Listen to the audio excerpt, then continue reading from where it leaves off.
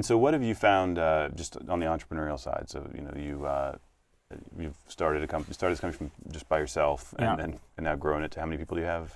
We're about 250 people, yeah. Been adding about 25 or 30 a quarter. And how have you found, how have you found that process, for example, of managing now a large team?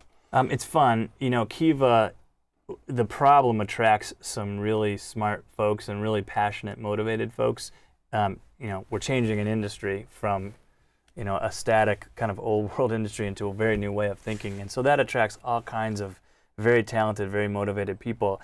So as the CEO of the company, I just have to kind of point, and boy, they just run, and it doesn't take a lot of active management. Mm-hmm. But it's been fun, growing the company from a handful of us in the early days to 250 folks now. What we've had to do is just pay attention to the culture. And you hear these stories, obviously, from the Tony Hsiehs of the world all the time about how important the company culture is, and we ascribe to that too.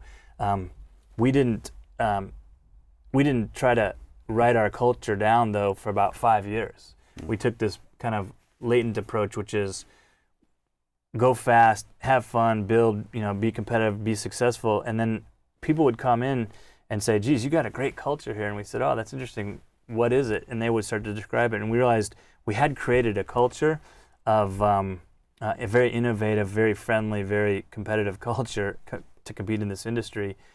And so we said, "Oh, geez, we better write it down now." And instead of saying, "Here's what we want our culture to be," we asked the kind of 100 or so employees at the time to describe what they thought it was, and then we kind of documented our core values from there and said, "This is what Kiva is." So initially, you could just sort of transmit the culture through example or something, but at some point, you get to the scale where you have to kind of codify it. You've probably seen that before in your companies, but you do want to, once it's formed and crystallized, and if it's something that you think is working well, then you have to start paying attention to it.